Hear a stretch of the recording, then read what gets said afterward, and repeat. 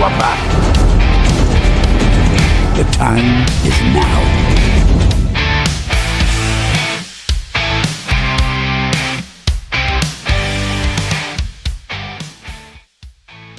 Hello, everyone. Welcome. Good morning to NUFC Talk TV. Good morning to all of you out there in viewerland. Welcome to the channel. We are live with Gary to do the presser, the Bradford City pre-match brief presser, whatever you want to call it.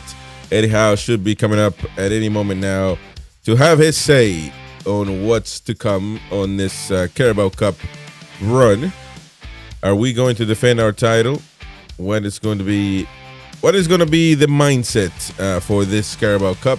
Another dream, another objective starts today for Newcastle United. And so we shall see what we decide to make out of this one. I'm assuming we're gonna rotate. But of course, Eddie Howe will answer all those questions in just a couple of minutes. So stay tuned. Don't forget to subscribe, hit the bell for notifications so you can be notified every time we go live. Subscribe to the channel if you're new, as I said. Super chat if you can. It helps us a lot to keep going. Helps the channel grow as well as highlight your comment and become a member if you can, if you're not a member already. If you are, you can gift memberships away to somebody else. And yeah, you can enjoy those as well. So welcome, everyone. Good morning, Gary. How's it going? Good morning. Yeah, very good. Interested to see what Eddie Howe has got. I mean, he's already made comments about Bradford. They're top of the league at the moment, playing really well in their respective divisions. So it's not going to be a gimme. And again, I think potentially that was part reason for some of the players getting rotated the weekend. But at the end of the day, it doesn't matter who comes into the squad.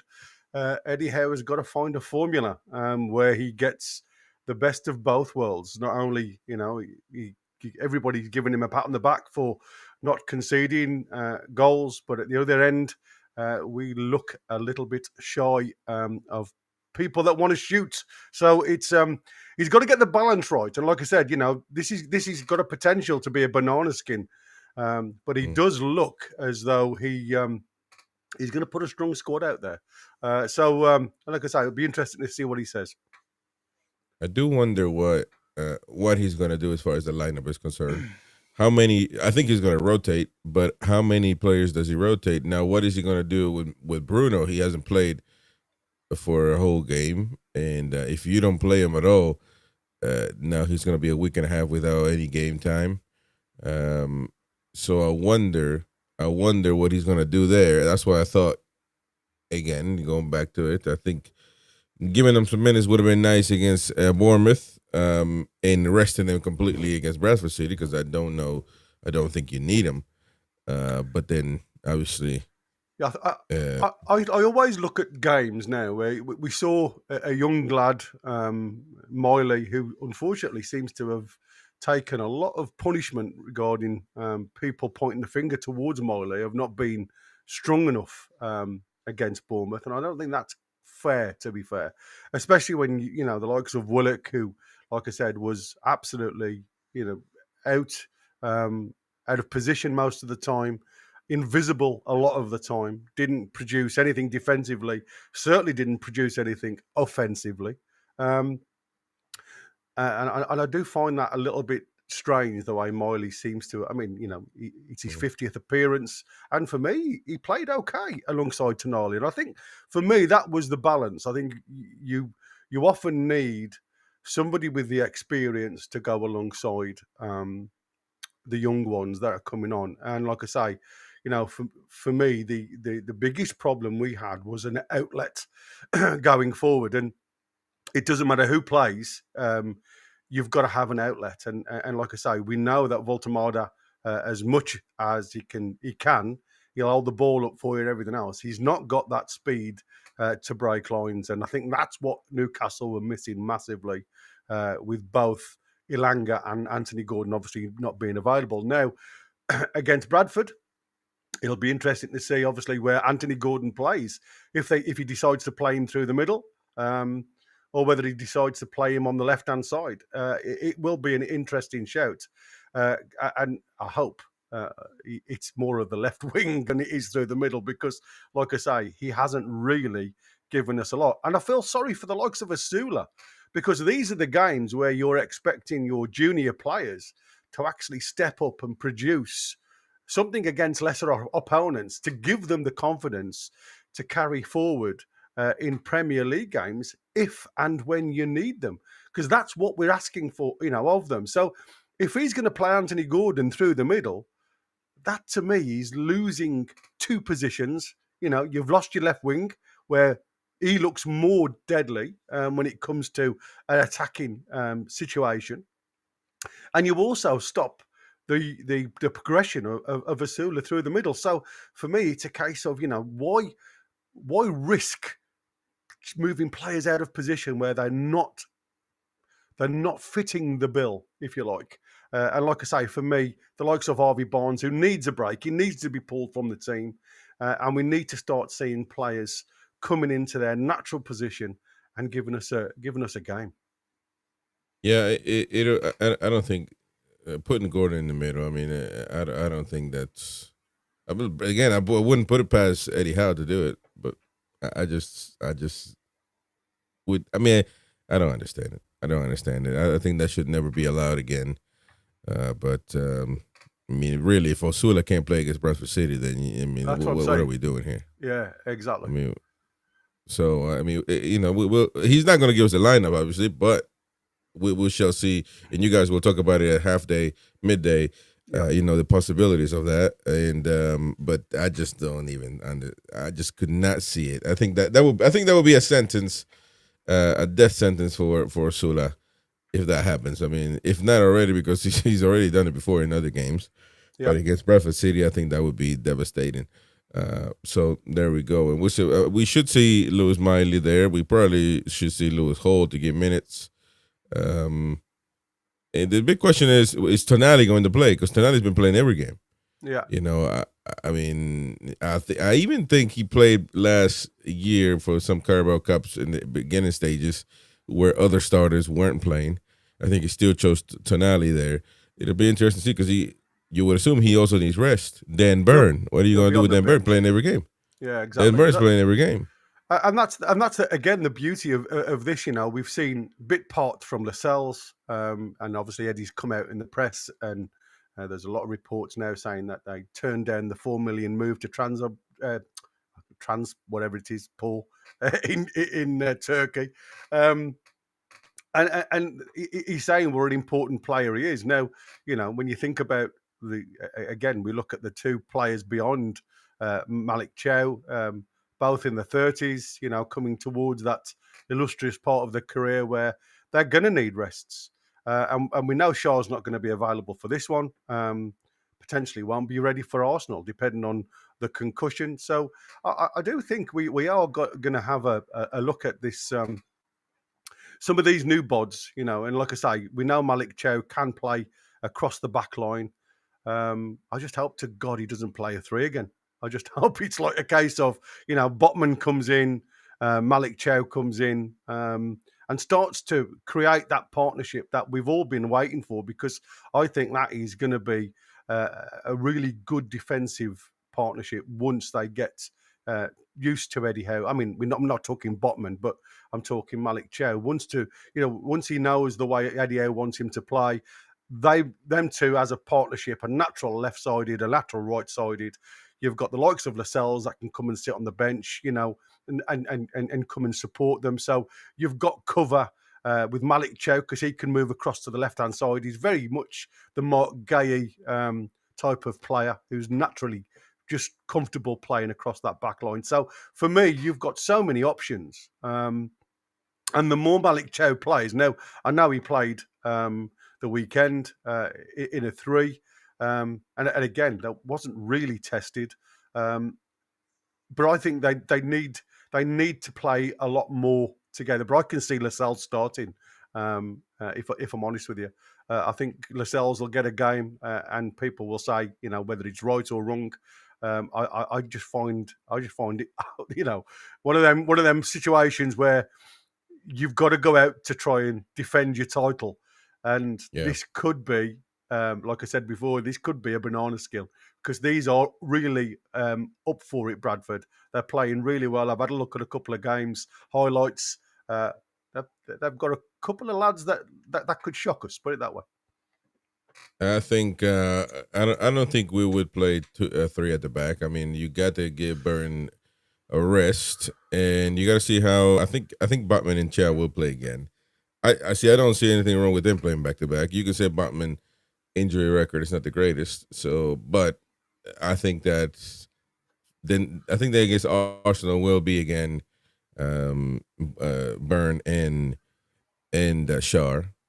Willing the Shar is doing well. It gets better, so I think it'll be them again. So therefore, Thiaw and Botman won't get a chance probably until I don't know when the next game might be. But although you got to, I'm speaking it from Eddie Howe's perspective because I know how he works.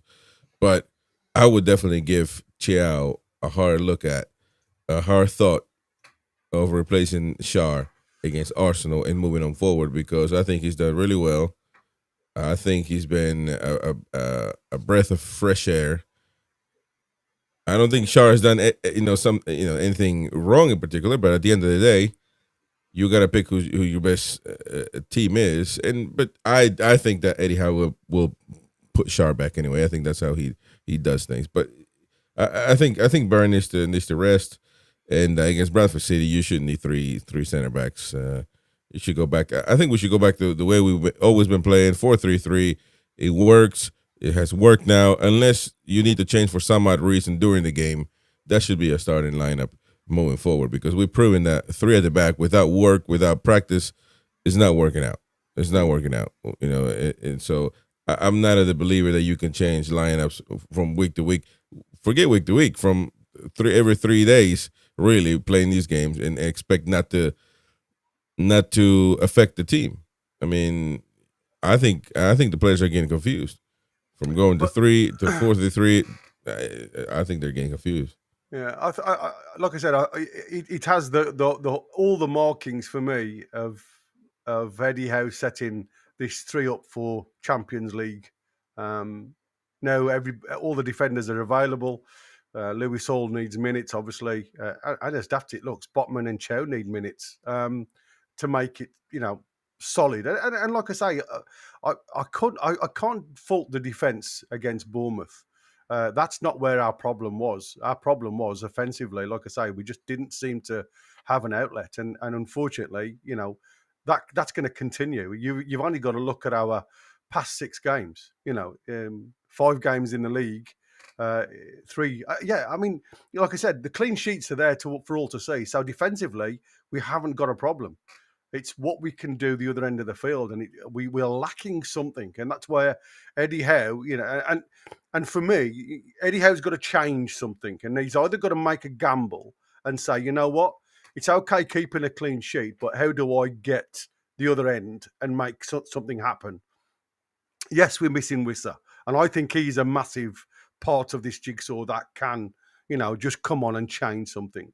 We know Asula's not quite at the races. But Eddie Howe has to make something happen. And like I say, now we've got Gordon at back after his suspension. If he can keep his head, that could be that missing part and that missing spark if he plays in his natural position that Eddie Howe has been lacking for a few games now. Yeah. Shout out to everybody in the chat right now. Welcome all of you. Please smash the like button out there. Eddie Howe coming up pretty soon, so stay tuned. A few minutes away from Eddie Howe letting us know what he's thinking. A few questions, I'm sure, from the Bournemouth game. Resting players, Voltamade probably. A lot of good questions should be coming pretty soon. Darren Lee here. Do you think any youth might be given a chance tomorrow? Maybe the Korean lad will get some time. I don't think he played for the lower leagues. For the he's gone missing, hasn't he, Sue Park? And like I say, he was electric for me, and that's what we need. We need somebody who's willing to have a go at defences. It's just been far too easy for the fullbacks, if I'm honest with you. Alanga looked absolutely electric against Barcelona. And then you put him on the bench and you're like, what's he going to do for the lad's confidence? When you've played so well against one of the best teams in Europe and absolutely skin their fullback. And then you get put on the bench against Bournemouth and you're like, yeah, I understand rotation. I understand all that. But at the end of the day, the only way this lad is going to keep going for us, and you didn't see him rested at Forest when they were doing, a couple of games a week. I just think Eddie sometimes he's overprotective against some of his players. Now, whether that's because we're missing Wissa and he hasn't got a lot through the middle, and he believes that he needs to change and keep changing the front line a little bit. I don't know what it is. But like I say, he's more of a guy that doesn't want to make or take a chance, and like I say, that seems to be to the detriment of the results. If I'm honest with you. To an Army, every game we have played 3 or 5 at the back. Joe Linton has been missing. Coincidence? I think not. Well, it could be. There's a lot of games that Joe Linton hasn't played well, though. I don't know that he was the greatest against Barcelona either. But I mean, yeah, the stat is there, I guess you can say. Marco, try Osula on the wing. It's time to experiment, and I wouldn't be arsed if we get beat because I don't think we are equipped for this game. Damn, you wouldn't care? Nah, I don't know about that, man. I think it would be doomsday if we were to be eliminated by Bradford City. And rightfully so, man. Rightfully so. We got to have some standards around here. And if Man United are got decimated by the media from getting eliminated from Bringsby, whatever it was, I mean, we cannot lose it. Listen, everything can happen in football, but it has a consequence to it. So, yeah, I don't know about not being bothered by it. I think it would be a massive upset, especially to the current champions of the cup. So, but I don't think it'll. I'm hoping. I don't think it's going to go down that way anyway. But it is what it is. Eddie Howe should be coming up any moment now. Smash the like button, folks. Howe, help us out. Hit the like button. All of you out there. I know it's easy to forget. If you're watching on TV, you can do it with your remote. Hit that like button. We certainly need it to keep going forward. Darren says, we need goals tomorrow. Osula doesn't shout goals. Well, true, but I mean, so that means he's not a striker then. It's plain and simple. We got to stop, messing around, man. Make things clear. Is he a striker? Is he not a striker? If not, then take that pressure off him. Take the pressure off him. He's not a striker then. Put him as a winger. He's a winger. Or more or less, you need to sell him if he's not we were going to sell him. I don't know if for some reason we didn't end up doing it. I'm not sure if it was lack of time or what happened, but if Osula is not, if he can't be a winger, he can't be a forward, he's not going to play, then something's got to give, man. And what's the point of having him if he's not going to be taken in consideration at all? I just don't see it. Let's see. Tonali, Toon says Tonali needs rested. I agree with that, but it's difficult for me to understand a midfield where who would it be? I mean, Willock and Miley. That's it. I mean, you don't have to go with 2. Somebody has to play. Maybe Bruno will play against Tonali. You'll see. For me, with J7. Again, I still think he's nursing that knee. You've seen him a couple of times now where he's gone off and had some spray on that knee. Here we go. Eddie Howe, ladies and gents. Eddie Howe. Let's take a listen to the man in charge. Morning. Apologies. I know, I'm going to be thirsty today. Marcus. It's a spin. It's got a bit of spin in it. Yeah. Morning, everyone. Welcome back to the media centre ahead of tomorrow's Carabao Cup tie with Bradford City. Usual order, please remember to switch your mics on and keep your phones away from those microphones. Start with Reza. Good morning, Eddie. Reza. You're entering a really busy period in your season now. I suppose it's similar to 2 years ago when you had European football last, but how are you finding this period at the moment? Yeah, it's. I always enjoy the games and I always enjoy preparing the games personally. So the matches is what we're here for. So that's my feelings on it, and I think we embrace every competition we're in. It's obviously Carabao Cup's a competition that we love, so desperate to do well again. At Bournemouth at the weekend, you made 7 changes, still had a strong team and strong squad, and that was with 4 big names unavailable to you. How pleased are you with the depth that you have available at the moment? Yeah, we have. I said after the game, I think we have a strong squad, and I think the rotations that we made in the games are a reflection of that. I think 2 years ago, it got to the stage where we couldn't rotate anybody because we obviously had a lot of injuries, and I think we're just trying to navigate the situation better if we can this time around. But we still want to win games, and we still have to win games. We've still got to be competitive. And I thought the team we picked against Bournemouth was a very strong team. And I thought we performed strongly, albeit without a real goal threat. And do you expect to rotate again against Bradford? Because there are quite a few players who probably haven't featured yet this season, or maybe have just made a couple of substitute appearances that will need to play and want to play. Well, there'll be an element of rotation again, yeah. I mean, the guys that have played 3 games last week, we might look to give them a rest. But I think we want to pick a strong team. We want to try and progress. So I've got to get the balance right. And also, you don't want players to lose rhythm. That's really important too. You touched on it a moment ago, but the League Cup is special to you, isn't it? How much would it mean to be able to go far, go all the way once again? Well, yeah, I mean, I think the experiences that we've been through in the competition, and not just last year, 2 seasons ago, were memorable to say the least. You know, they're some of my strongest memories of success. The semi-finals, the whole experience of the competition. I think it's a great one, and I think because you're going into it early in the season as well, I think it has a freshness to it. And yeah, that we're up against tough opponents. They're doing very well in their league. They've been on a strong winning run. They've beaten 2 championship teams to get to this point. So full credit to them and to Graham Alexander. Keith? Eddie, how does it, on a sort of on a wider sort of topic, how does it feel going into the competition as holders? Yeah, it's nice. It's got a nice feel about it. It's something that we acknowledge, and we want to respect that by trying to do our best to go on another good run. But as we found last year, the early rounds are very, very difficult. We played Wimbledon, and a very difficult game, a 1-0 win, I think a penalty.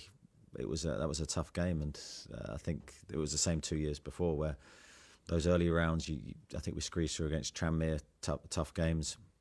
And we fully respect every opponent. So these early rounds are so important that you just try and find a way to get through, and that's what we'll be trying to do.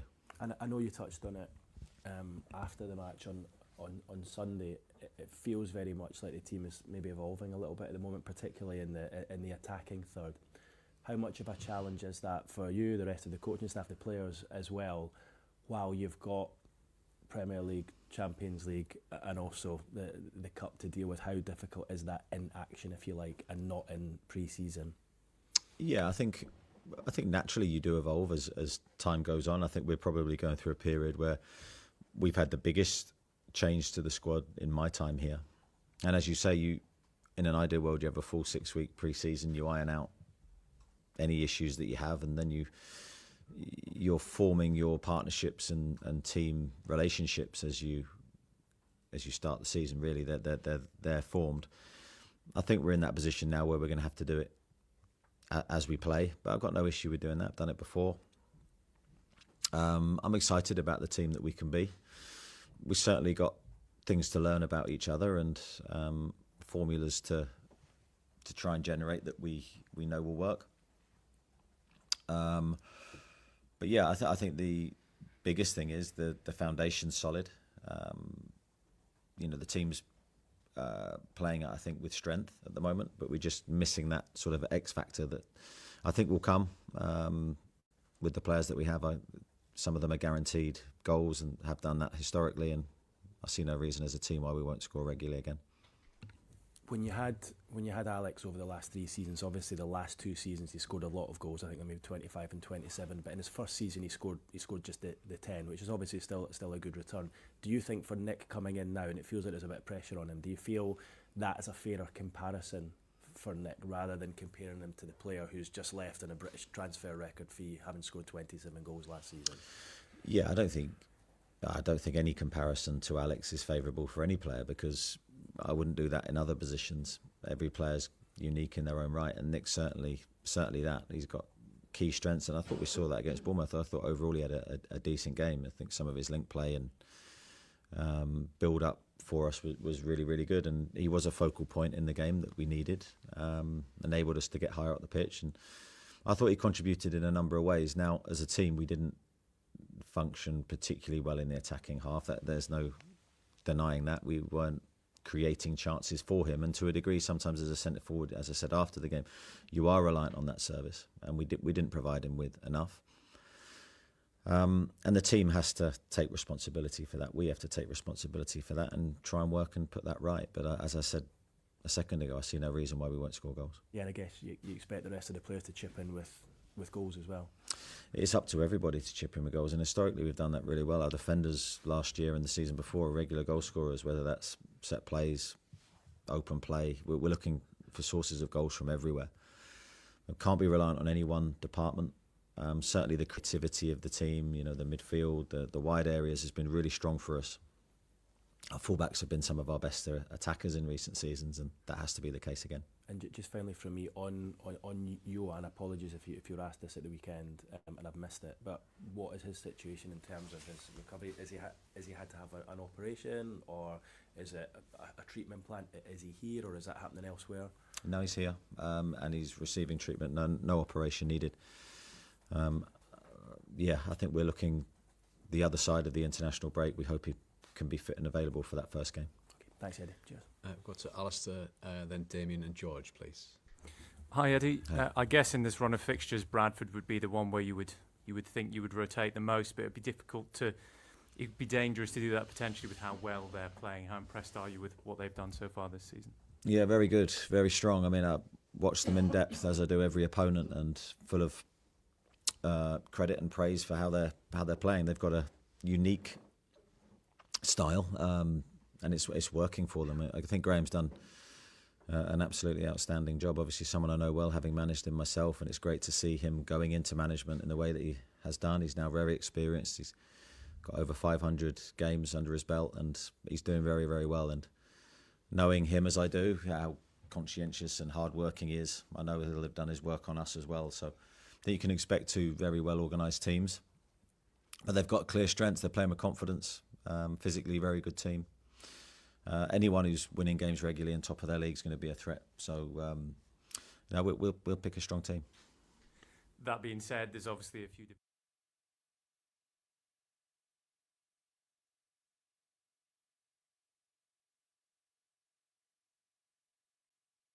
Well, I don't know what happened there. It just stopped. Yeah. The presser. Let's see if it comes back. Well, that's interesting. I'm not sure what happened there, but just stopped out of nowhere. The event has ended. Yeah, we shall see. We shall see. Maybe they'll reconvene. Maybe they'll come back mid-question. I don't know what happened. Again, it only happens in Newcastle United, man. I tell you. Yeah, it's awful. Their system is crap. So somebody pressed the wrong button, it looks like. Maybe. Yeah. Or that was the abrupt ending to the press conference. The I'm not YTS sure. kid. Yeah, I'm not sure what could have happened there, but we shall see what happened. So bear with us. What do you make of what he said so far? Any? I mean, he's given praise, as we said before. When you look at what Bradford can give us, they are going to be a difficult side, and I think that is one of the plus points for me. It was and he realizes that he is going to have to put out a strong side to compete with it. And like I said, the one thing I love about Eddie Howe, he doesn't shy away, and he'll give answer to the best of his ability without sharing for obviously too much. And again, you can't blame, as he's just said, you can't blame Voltemada, the striker, for not getting opportunities, because at the end of the day, he wasn't getting the service to actually get those opportunities. And I think that is the big problem. It's how we go about creating more opportunities for the guys in the middle, and it doesn't matter who plays in the middle. If the ball doesn't come in the right areas, two things happen. One, you give the opposition defence a holiday. And two, unfortunately, confidence starts to get further and further away. And, the worrying point for me, Chris, out of all of this is the fact that our star players, and I've seen and read again this morning that Tonali's heavily linked to go back to Serie A. The star players start to get a little bit disillusioned with the project. And at the end of the day now, and Eddie Howe has had a really great excuse to a point where we could say, he's playing with several players of the Stevie Bruce era, and he's done a wonderful job. This is his team now. This is what he has chosen. These are the guys now that he has more or less shined on, and to say this is the team now that's going to take us to that next level. We have already mentioned previously that this could be a transition year where Newcastle aren't the team that are going to be fighting for a top four side because of that transition. Lots of new bodies to blood. But at the end of the day, this is a Division 1 side. This is Bradford City. If he can't put a side out with these players that he's got now that can compete alongside the likes of Bradford City, as good as Bradford City's start has been in their 9 games, then there's a problem. It's a deeper lying issue. It's not just the quality of the players. It's the players aren't listening to what the gaffer's expecting from them. Yeah. I mean, I don't see it. But by the way, I don't know what's happening. So we shall. I mean, I guess it's over. You need to put another payment into the meter, mate, because obviously it's. I don't know what's happened here, but they have completely disappeared in mid-sentence. Yeah. So, and I doubt that they will be back. I mean, but we'll keep the feed going and see if he will show up again. Let us know what you think in the comment section below, folks. On Yoen Wissa, he said he's receiving treatment. No operation is needed. I think we're looking at the other side of the international break. We hope he can be fit and available for that first game. Yeah. So it is unfortunate, but it is what it is, I guess. Yeah, I mean, Craig Hope had put in the chat while we were listening to Eddie that he's still expected to be back for the Brighton game, which is the 18th of October. I think that's probably too soon. Again, if they were questioning whether this lad needed an operation on his knee, again, it's more of a severe issue than we first thought. And like I say, it's a complex joint, the knee, because you've got your 4 ligaments to protect it. So he's obviously hyperextended one of them. Hopefully, well, obviously what's come back is there's no small tear in any of the ligaments. So it's unless it's a meniscal tear. I mean, that's probably what they were probably looking at, which is obviously a small cartilage that protects both joints. Again, they don't go into too much information. So it's good news all round that Wissa doesn't need an operation, to be fair. Yeah, very true, very true. What other things that he has said? I think on the Carabao Cup. Very little, to be fair. Yeah, I mean, to be fair, I couldn't hear half of the questions at the start. It was very low, as typical Newcastle presser. But again, I think a lot of people, a lot of it has been more the fact that Newcastle start hasn't been the best. And like I said, Eddie doesn't pull any punches. He does say what he feels, and he tries to he's trying to find a solution, and that's what he's saying. It's nice to know that he said, I've got a strong squad. It's not been very visible, Eddie. Yeah. Let me see here. We got some comments. Reserves. Kenny says reserves aren't as good as 2 years ago when we beat City and United. Steve Gotti, I'd rather win as the FA Cup this time instead of the League Cup. Better trophy, and Palace won it last year, so it's there to be going. I agree with you. I'd rather have the FA Cup, but I mean, the two tournaments don't clash, so you can still go for both, if you will, and and see what happens there. But the fact of the matter is, we can't get eliminated by Bradford City. I mean, that you can get eliminated by anybody else, really. Teams, it is what it is. You play against the tougher teams, and it just happens. But we can't go out tomorrow. I mean, no. I wouldn't accept that. No. So we shall wait and see what Eddie wants to do as far as the lineup is concerned. He didn't even mention anything about the lineup, did he? Well, no, we didn't get that far. We didn't get that far anyway. But I mean, like I said, he wouldn't give you information anyway, even if we did get that far. He would keep everything close to his chest. But I'm just drafting out a potential squad, and when you actually put the squad down, is this? We know Kieran Trippier has had been struggling with an injury. Is this a game for the likes of Kraft to come and have a go? And throw Louis Hall on with Tino sitting on the bench, which again, what I often look at with Tino, bless him, again playing right back as we saw against Bournemouth. Sometimes he can switch off on that back stick. So for me, is it worth throwing Kraft in at right back, throw Louis Hall in at left back? So again, we're looking at minutes, giving him a good hour, and then throwing Tino on. That if Kraft is not having a great game, Tino then can come and cover his own position without thinking too much about it.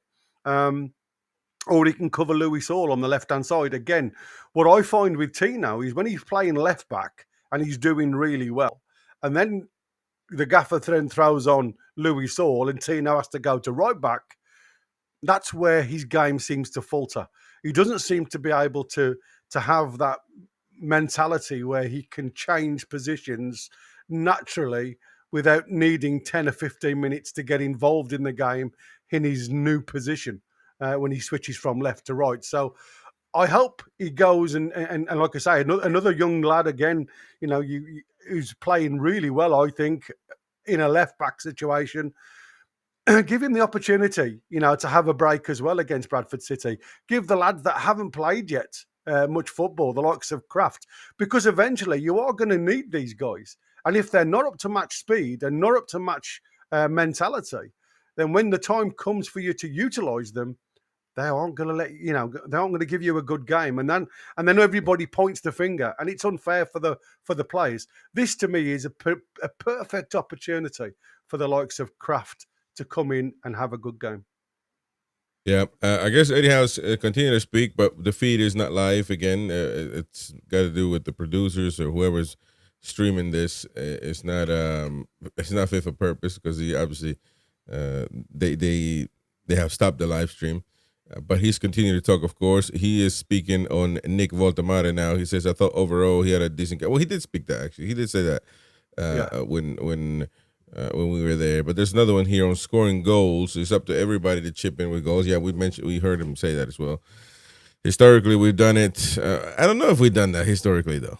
I mean, I think we have a lack of midfielder scoring, winger scoring. Who is the goal threat really? Who was the goal threat before? I think it's always been Isak, and obviously everybody else has been scoring from time to time. But we don't really have another goal scorer that. I mean, you can say Barnes. Barnes in his good day was really good, but he's obviously gone down. Well, we've had nobody since the takeover that has gone into double figures, apart from Isak. Yeah. So that's been the issue, is the fact that you're looking at your pinnacle striker to get you all the goals, and that to me is the reasons why he's brought the likes of Alanga in, because he's realised as good as Murphy's been and getting his goal as his GA, if you like, and assists up in double figures, actually scoring wise. Nobody else has supported in double figures, and that is a concern for me. And you know, that's why I said we haven't got a creative midfielder for me that links up with the striker. You know, and again, a team that plays without a 10, you're always going to rely heavily on the lads that play, or the three lads that play in front of them. And like I said, you know, Anthony Gordon hasn't looked outstanding on the left-hand side, whether he's played left side or right side. Elanga's still new to the system. Again, we need to start to see him up and coming. And like I say, we know the backup strikers just haven't got it in them at the moment. Will Asula just doesn't do it. So again, all the pressure comes on Voltemada at this present moment in time. And if he doesn't get the goals, as we saw against Bournemouth, it's very difficult to see which one is going to hit the back net. So yeah, it's going to be an interesting one. Yeah, he's going to have to perform, to say the least. The presser is done. So not sure what happened there, but the club have some issues when it comes to the website, man. It's laughable. But yeah, they did tell the journos to make sure to turn their mics on. That's important. I think that's the first time in a long time, and apparently they needed to be reminded to turn the mics on. But so I thought it was a bit better, but still the low the mic levels are very low. But somebody pressed the wrong button, and I guess we didn't get the feed for the rest of the presser. So that's what you're going to get. I don't think he's been quoted to say anything else. We shall wait and see, as I said. And yeah, I mean, it's nothing else to it. We got to beat Bradford tomorrow. So don't forget, we got the presser. I'm not sorry, the presser. The preview at midday UK today with Gary and Mighty Win. And we will be live again at night, 9:30 again here in the UK, and 3:30 in America. So with the panel to discuss maybe any last details for the game tomorrow. Actually, no, we got the NUFC Trust demanded answers, so we're gonna have to talk about that one as well tonight. So yeah, join us tonight. It's been a quick one. Unfortunately, that's how the club goes. If they have technical difficulties, unfortunately, we cannot do anything about it. But appreciate everybody joining. We'll be back again once at midday to do the preview with Gary and the Mighty Win. Anyways, folks, thank you very much, all of you, for joining us. Thank you, Gary. We shall see you all on the see you all at midday. Take care, folks. Take care.